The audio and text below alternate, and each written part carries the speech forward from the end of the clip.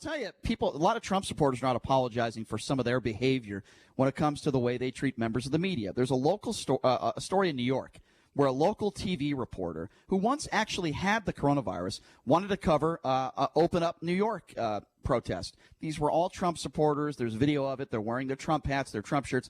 They were so nasty to this guy for no reason. I want you to listen to this audio, and then we'll come back and we'll talk about it. Here it is. I'm just trying to get by on the sidewalk, that's all. Well, you shouldn't be here. You fake news. You stopped airing the Trump briefings and you keep airing Cuomo briefings. Go home, you fake news. Go home. You're destroying Suffolk and Long Island. You are the enemy of the people. You are fake news. You are the We all enemy. know it. You are fake news. We know about your liberal agenda. We know you want to keep your job. We get it. You're not getting advertiser dollars in right now. Tell the truth, Kevin. Come on. Fake news is not essential. Fake news is not essential. Fake news is not essential. Fake news is not essential. Fake news is not essential. Fake news is not essential. All right, I'm going to be very clear on this. What I've said it before, I'll say it again. These are some of the dumbest people in society. Not Here's why. true. Okay, so you don't think news is essential? You don't think the media is essential? I'll let you finish. Let's break down what they said. I will let you finish. Okay, well, let's break down what they said in that audio. First of all, some stupid dope of a woman is saying that you don't air the Trump briefings, but you air Cuomo. Last I checked, this is a local TV reporter in New York City. Of course they're going to air the Cuomo briefings, you dope. That's number one. Number two, fake news is not essential. Fake news is not essential. First of all, the media is essential. Now, if you don't agree with a network, that's your problem. This is a local TV report. This isn't a CNN reporter. Hey, so why are we actually not in the studio for a second? This isn't a CNN reporter. I'm curious why that's that a is. completely different subject. This isn't a CNN reporter. This isn't an MSNBC reporter, because I know Trump people just hate the truth. This is a local TV reporter doing his job, and they are attacking him with their words. They're getting right in his face. They're not wearing masks. Again, there was a middle finger as well. Yeah, these are some of the dumbest people in society. This guy did absolutely nothing wrong. He's doing his job. What is a local TV reporter supposed to do? I'll tell you why, because I've been in the news business for 10 years. His news director gave him an assignment and said, hey, there's a reopen New York City protest. We need you to go out there, get some video, get some sound. Sound meaning get a couple interviews. All this guy did was show up with his camera and did his job. He didn't harass anybody.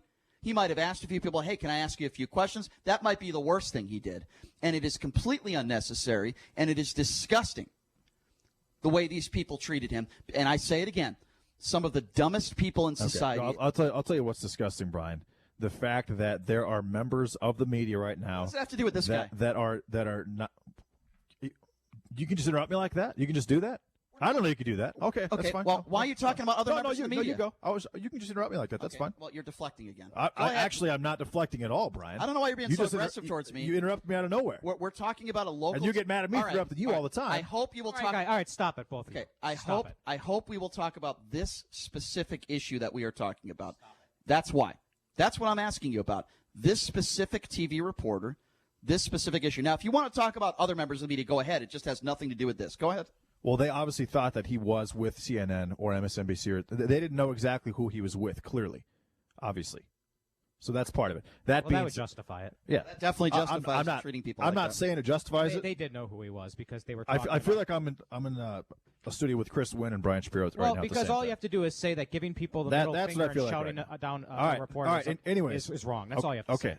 That being said, people are really mad right now at the media, and they're even more mad that the media is getting paid their full salary to try to divide the country right now and put the blame on President Trump for this. And they're wondering why they can't go to work, but the media can. And in the process, the media is trying to blame this on the president. And at the same time, specific members of the media, in their opinion, are trying to keep them out of work through fear-mongering.